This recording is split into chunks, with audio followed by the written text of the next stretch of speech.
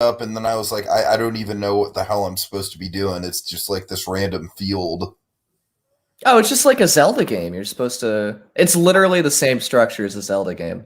I get that it's the same structure as the Zelda game. I'm just not a big Zelda fan. No, I know you aren't. That's why I didn't tell you to buy it. I didn't realize you had it already. Yeah, I did pick. I think I picked it up on a sale. Anyways, greetings, Yeah. fellow armchair Imagineers. Hey Tiki here. guys, it's me, not Tiki.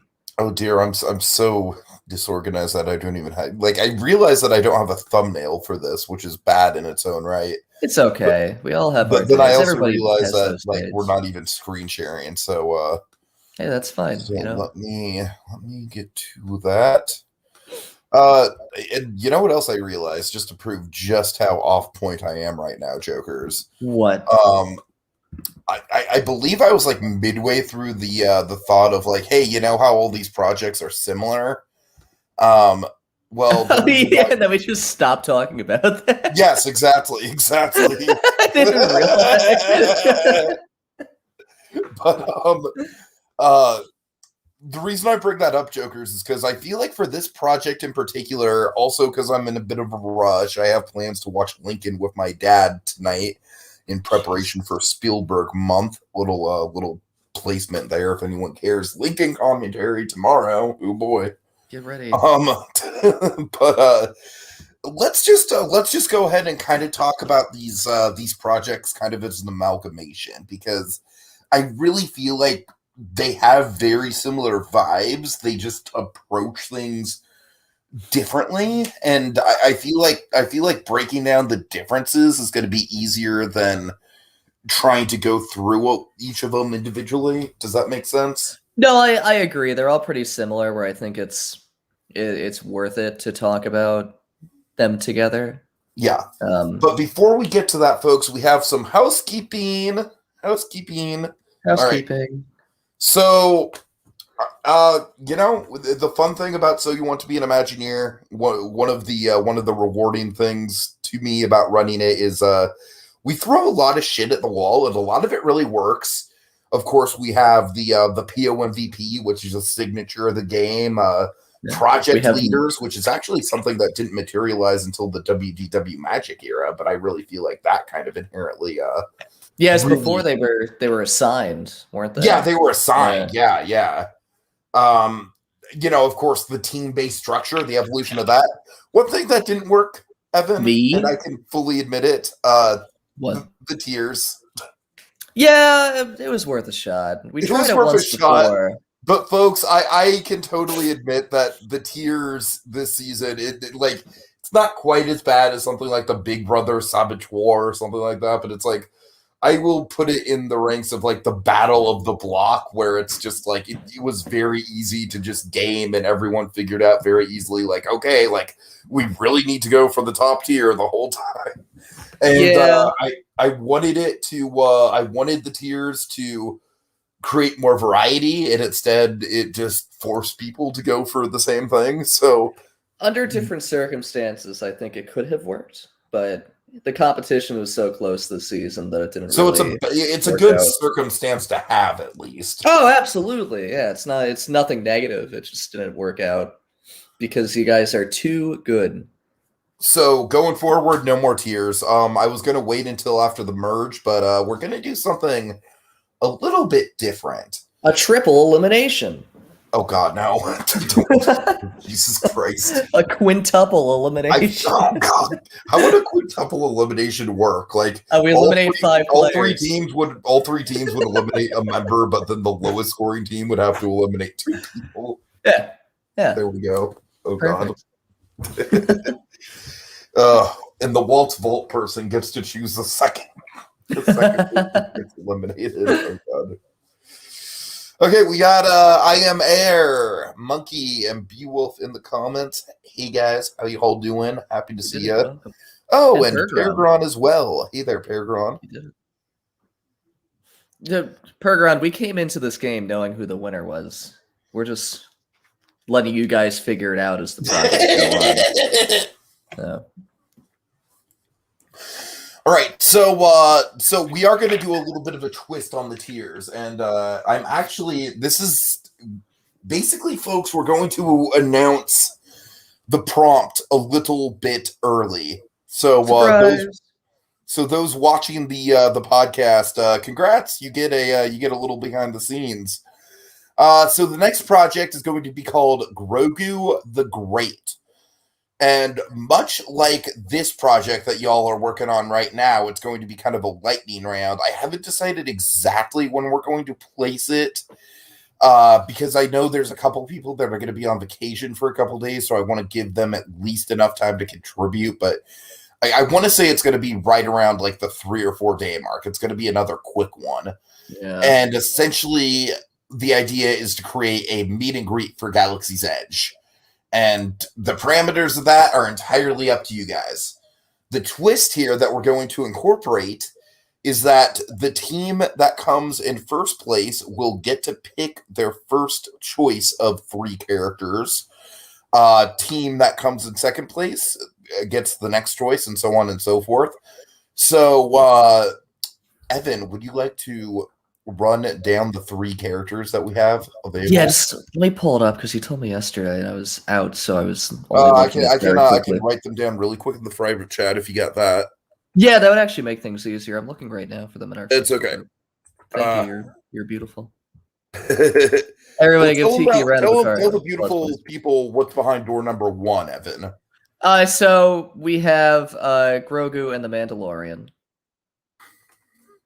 And door number 2? Door number 2 is Boba Fett. And door number 3? Door number 3 is Ahsoka Tano. All right. So what I want y'all to do, maybe not necessarily in your clubhouses because we have to rearrange those a little bit, but in the brainstorming threads that y'all are working on, I know that this is a little bit to throw at you when you're trying to finish the project, so I apologize. But I want y'all to come up with a first choice, a second choice, and a third choice between Ahsoka, Mando, and Grogu, and Boba Fett.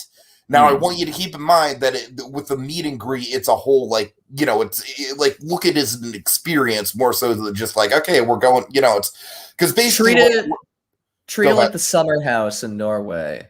Right, like what I'm gonna write up in the prompt is essentially, it's gonna kind of be an experiment of like how immersive can you make a meet and greet experience. So, oh my god, and then we have rolled out because it's too easy. Yeah, she's too powerful, and then we have a very fun waltz vault that we'll announce if it gets opened. Oh yes, the waltz vault will be fun. I have to send that out to the person who has it. Oh yeah, you should do that. I should. They only have a day. All right. So with that in mind, you know what? I'm just how now if we pick one of those characters, are they the only characters we can use, like for existence? No, they're the only characters you can use, right? Yeah, I would say so. I mean, I would be okay with references to other characters, but the focal point's supposed to be the character that you choose. Yes. Yeah. Or the character you're given. Yeah. I would say, you know what? Do you want to give it an exception based on the fact that with Mando and Grogu, that's technically 2 characters? Do you want to give Boba Fett and Ahsoka, they can use one other character, but it has to be a puppet? Yeah, no, I think that's fine. And they have to be, actually related to the character. Well, I think that it'd be fun for, Salacious B. Crumb. Remind me, is Salacious B. Crumb dead? I think Salacious Crumb is dead, but also it's just I forget what they're called. It's like a monkey thing. Like just because he's in Jabba's palace, I think it would fit, Yeah, but you can't do it's Ahsoka and Yoda because that doesn't really make sense. Right. Baby Jabba the Hutt, yeah. By the way, I think Salacious B. Crumb is dead would be a fun name for a pop punk band. Salacious Crumb is dead. Salacious Crumb is dead. But we have confirmation that my boy what's his name? The major domo, whose name I always forget. He's still alive, Oh, or he was alive. He got killed. wait, who are you talking about now? Jabba's major domo, the Twi'lek. The dude with the fat neck thing? Bib Fortuna, yeah. Yeah, he Yeah, has like the Fortuna. little, yeah. I always forget his name, but I really like him for no reason. All right, so yeah, that is that. I mean, I don't know, guys. Like, honestly, the characters are a little bit generic. Like, we could have gone like way crazy with it, but I do think that it's kind of time for a little bit more of a, because you guys have been really patient with the Cat in the Hat in this project, and then the weird choices for parks that we threw at you with the food project. So Max Rebo has never been confirmed dead either. Yeah, don't forget, guys. Max Rebo is the real hero of Return of the Jedi. No one notices it because he's that good. Yeah, I thought Bib Fortuna died at the end of Mando too. What's up with that? He does, but it's better than the original canon. Okay, fair enough. Yeah. So, with that in mind, do you want to get into the projects? I don't. Have a good night, guys. We'll be back next project to talk about your Star Wars meet and greets. we just did that. Just stop. I mean, honestly, we're on a throwaway channel, so if we did, like, it wouldn't make that much of a difference. It'd be really fucking funny if we just ended the like in broadcast. There we go. Yeah. Yeah. I guess. So I want to talk about this broad spectrum. So first of all, we did have the tiers. And honestly, I want to give credit where credit's due to Monkey. I did think he did a really good job stepping up to the plate as team leader. I think he picked a really good time to do it. And this was a great project for him too. It was. But I think the problem inherently, it didn't come down to the bonus points. I think it came down to the prompt itself, because the prompt was way more of a meme than tier 3. Yeah. And so because of that, I feel like there was a disconnect just in terms of like, realism points and stuff like that. Yeah. So just to explain to everyone, this Walt's Vault wasn't supposed to be for all 3 teams initially. You know what? You know how that came about? I just got the curse of Mike Myers in my head, and I was like, well, it wouldn't be a curse if it just happened to one of the 3 teams. It needs to be spread across. It would still be a curse. It would still be a curse. But it's not a big deal, but that's an explanation for it, at least, why this project was so memey. Yeah. So I think the Dark Ride is very much, Rob, it's very much in your style for sure. I think the problem with it in a competitive setting is like I there was a little what'd I say, Beowulf? No, I think it's because he did the curse of Mike Myers. Don't worry about it. Oh, right. Anyways, Evan, for me, I don't know if you had this, but for me there was a little bit of a disconnect as far as like what is supposed to be a joke? What am I supposed to take seriously? Like, what is actually what's tangibly able to be pulled off, and what's just kind of like an over the top, like, oh, haha, it's funny because it can't really be pulled off. I mean, I wasn't really taking any of it seriously because it's kind of inherently a meme. That being said, I think that everything seemed realistic except for that weird sequence where if you're riding alone, Alec Baldwin says that he's gonna marry your mother. I think that was Monkeys. I think that was in this one. And that was like the only thing that I didn't think was realistic, but I mean it's a meme project, so it's kind of being lenient this time anyway. Yeah. My issue with the ride is that it followed the movie too closely, if that makes sense. Yeah, I was kind of surprised with that, honestly, because I feel like the movie kind of like invites a sort of like free loose structure to it. Exactly, and like the movie's terrible, but it has like a really interesting aesthetic and world and rules. So I think that the world really lends itself to like being explorable, I guess. Now, speaking of that, what did you think of the choice of them to go and do the whole land in the theme of the Cat in the Hat, like the movie? I wasn't expecting it, but I thought it was interesting. I don't know if it was entirely successful, but I appreciated some of it. Same, I guess. Like I thought that the overlay for the redo, I guess, for One Fish, Two Fish, Red Fish, Blue Fish was like a cool visual at the very least. And very Cat in the Hattie, especially Mike Myers' Cat in the Hattie.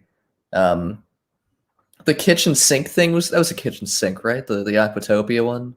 I think so. Yeah, that was interesting. It was cool. I don't know if I don't know if I'd want them to get rid of the carousel for it, but it's a cool visual. It just kind of cluttered because the movie's kind of cluttered inherently. Yeah, it was a little bit just like I feel like out of the 3 projects, this was the hardest for me to kind of like conceptualize in my head. Yeah, like it's weird because none of it's bad. Like it's all very good. It's just not really successful, totally. You know? Right. Yeah. I liked it. Like at its core, I thought it was good. So then we get to the other 2, and this is where I want to and I'm sorry folks, again, I'm kind of in a little bit of a rush tonight. The podcasts aren't usually going to be this rushed. I apologize for that. But with the other 2, it was really interesting because did you know that the DVD for Cat? I did know that, actually, yeah. And I miss when DVDs used to randomly have a ton of bonus features. So do I. That was always fun. Peregrine says this round felt like a fever dream. Yeah, that's fair. It's very fair. You know what's interesting about this round is that I felt like there was a solid mix of Dr. Seuss fans, Mike Myers' Cat in the Hat fans, and then people that outright hated the prompt entirely. Yeah, like Peregrine. I feel like there were a couple other people that were actively just like, I don't like Seuss, so... I think there were too. Ironically, wasn't one of them Beowulf? Maybe? Yeah, one of them was Beowulf, which is the biggest bit of irony from this season. But I don't know, I just thought it was kind of an interesting, like, Dr. Seuss seems to be like a polarizing IP where some people were stoked to work on it. A couple people were indifferent. A couple people really didn't like it. But I have childhood nostalgia for Dr. Seuss. I don't think it's like the greatest art ever or anything, but I mean I appreciate it for what it is. I think, you know, I do love the Grinch, but who doesn't? And by the Grinch, I mean specifically the original animated short. But okay, so between the 2, we had the Chaos-verse take on it, and then also we have the weird kind of like overlay take on it. And I gotta say, I thought both of them worked really well. It was super close. Like, didn't you have them tied? I think I did. I think you're right. Yeah. No, I think I like. I think I like the elements of the Chaos-verse one better, but the other one had the better Grinch ride, and that's what was more important. Yes, but I feel like that right there, what you just said, like really kind of hit on the head, just how close it came. Oh yeah, because like the elements, the Seussian Safari was great. That was wonderful, just a really really solid addition. Bear Panther did that, right? Yeah. That's like the best thing I've seen them do in multiple seasons. Yeah, agreed. Please keep doing that. And that is one of the things I really like about just the structure of So You Want to Be an Imagineer is, you know, how it's never too late to really come out with something that really puts your stamp on not just a project, but kind of like, you know, like I feel like Brer Panther, no matter where he places this season, is going to be remembered for the Seuss Safari at the very least. Like, that's a signature. was great. And One Fish, Two Fish, Red Fish, Blue Fish is really good as well. I I still don't like the name, really but I really that like as the well. ride. I thought it was a bit of a weird choice just because you're swapping around IPs and you already have the flat ride. But I get that. Obviously, they did another flat ride that was Dumbo-esque, so it's fine.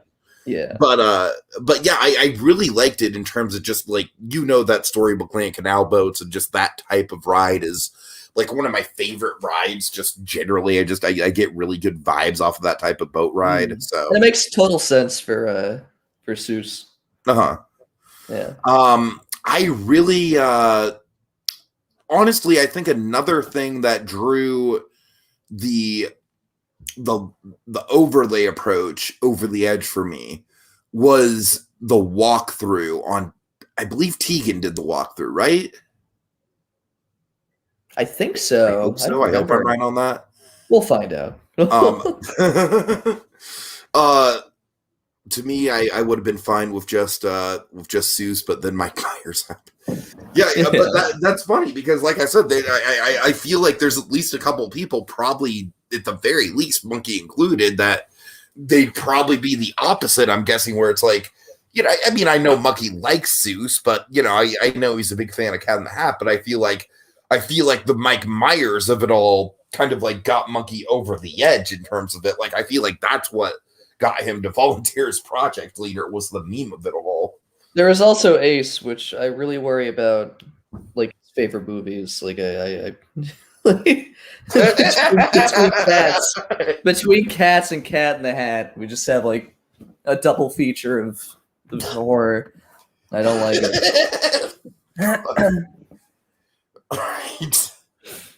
But yeah, I thought the walkthrough easily had the most realistic Mike Myers Cat in the Hat dialogue. I thought it really flowed. Yeah.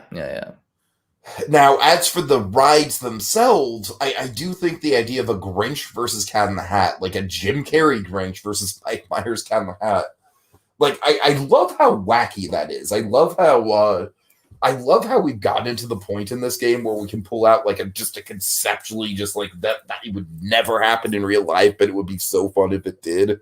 Yeah, I think it works in a bad way. Like it still works, but in like a really weird way. Right. So I definitely think that it was Barnum. Yeah, right. Barnum. Yeah, that's the team that had. That's who did win? Did we ever say who won? I don't think we ever said who won. I said who won. Oh, did you? Okay, I missed it then. No, it was Ringling, wasn't it? Ringling won. Oh, you're right. It was Ringling. God, Barnum. Folks, sorry, guys. The team swap has me all messed up as far as names go. It's been a few days. God. But yeah, Ringling. I really thought that the focus on, we're not going to adapt from anything, we're just going to have fun with the concept, that really worked super well. No, I agree, because the Barnum's was kind of weird because it was just following the story of how the Grinch stole Christmas, but also the Cat in the Hat was there. So it was just kind of weird, but I do appreciate how they did something original on Ringling. My favorite moment from the that one that you mentioned, Barnum's, was I really liked how, God damn it, now is it Bailey or Barnum? Describe it. The one that you were literally just talking about. The one that won or the one that didn't win? Oh, no, the one that followed the story. That was Barnum. Yes. That was Barnum. Okay, good. Yeah. Jesus Christ. The one element I really liked with Barnum is I really liked the element of having the ride vehicles teetering over the side of the mountain. Yeah, because that one was a roller coaster, right? Uh-huh. So, like, just visually, that's something I could really see Universal doing. I definitely think it'd be, like, a big, like, fixture. Like, it definitely, like, draw people in. Universal likes to do stuff like that with their attractions. Mm. So, I did enjoy that element of it. But, yeah, generally speaking, I think Ringling definitely had a better grasp on just kind of like playing with the zaniness of the concept, because I would describe the other one as just kind of like the Lion King 1.5. Yeah. Yeah. And not in a bad way, because I think it was I don't know, I kind of like the approach better than you do, I think. I'm I mean, I thought it was fine. on it. I mean, I think my thing is that there wasn't really a lot of detail. Uh-huh. Like, it felt kind of like an afterthought, and that's not to disparage Goofy. Like, he did a great job. I'm glad he's back. But sometimes things just don't work out. But it definitely felt like an afterthought, because it wasn't the strongest component in the project, and we exactly. That's why I say that, because it felt more like the Seuss Safari and One Fish Two Fish, and all the supplementary stuff that wasn't the focus was what was given more focus in the project. Exactly. Oh, can we go backwards very quickly to Team Bailey, just very briefly, because I wanted to mention it again. For presentation, please, for the love of God, put your land layout before everything else. Yeah. Because they did not do that. I would also stress for presentation, I don't know if you had this or not, but for me, the paragraphs were just way too chunky. Oh, that never bothers me. I know that bothers some people. I just it bothers the hell out of me. Yeah. I feel like I've gotten worse with it. Like, to me, it's like, I don't like paragraphs that are too short, and I don't like paragraphs that are too long. And I also don't like paragraphs that end with just like one or two lines that tail off at the end of the fucking, or one or two words that tail off at the end. Like, I will legitimately like format the fuck out of my post to avoid that. I swear to God. Yeah. But I love it. No, I think this is the first project that I ever took off in presentation because of the how it was structured. So please, I want to see what the land is before I'm described everything that's in the land. Sure. But yeah, sorry. Getting back to the other projects. Yeah, I just felt like everything else was focused on more than the actual Grinch ride. Right, and that's where I feel like Ringling really had the edge, because I felt like the primary focus of their project was the Grinch ride, and then the secondary element was also Mike Myers related, which I appreciated. They didn't even have to do that, but they did. Yeah, and then everything after that was pretty much just, it was pretty much whatever. It was fine. You had the Jungle of Newell, which was a fine addition. I thought that actually worked. I thought that worked really well with the Islands of Adventure theme, actually. Oddly, though, I do kind of wish the Jungle of Newell had something else than a flat ride. Like it. I'm a little mixed on it. I mean, I like it just because I feel like it just it works well as a little transitional area. I know it's supposed to be a transitional area, but maybe I'm just thinking it's bigger than it actually is because of the layout of the land. This would have benefited from a map, but it's not an issue. Sure. So it could be that too. But yeah. Fair enough. Yeah. Also, for the Grinch ride, you guys missed a real big opportunity that could have been really cool that I've been trying to get people to do, and no one ever does it. Dueling rides with two different ride systems. No one ever does that. That would have been really cool. Yeah, I've actually had that in my head for a Sonic versus Knuckles ride. I've really been wanting to make a Raging Spirits ride that's one inverted roller coaster and a water coaster. Ooh, I like that. Yeah, I just never see anyone doing that. For Sonic versus Knuckles, for Sonic versus Knuckles, my idea would be that Sonic would be a launch coaster, and then Knuckles would be a vertical drop coaster. Yeah, that sounds great. Yeah. Maybe you could even have Tails in there. I don't know. Tails, I would say inverted, I guess. Yeah, inverted makes sense. I wouldn't do a triple like a triple dueling coaster. Sonic Heroes, baby. Oh my god. It would fit the theme. It just plays the theme song on loop. Yes, absolutely. That's the only song that they use. But no, I think something like that would have lent itself really well to either Grinch versus the Cat in the Hat ride. And I thought you guys were doing that. I have Team Ringling, and I was kind of disappointed to see that you didn't. Yeah. And I took off like 3 points on creativity because of that, but you still won, so it's okay. All right. Well, folks, like I said, usually we're not going to rush through it this fast, but I do have a 2.5 hour dry Spielberg movie to get to. So Oh, very quickly, I really like yes. the food in all the lands. Yeah. I think I preferred Ringlings. The menu just seemed a little bit more fleshed out and a little bit more specialized, if I'm remembering correctly. Though I don't really understand why there is a focus on not having the food be straight either, because it's food. And I can't think of the last time I had a food that had a straight line in it. But I appreciate the detail.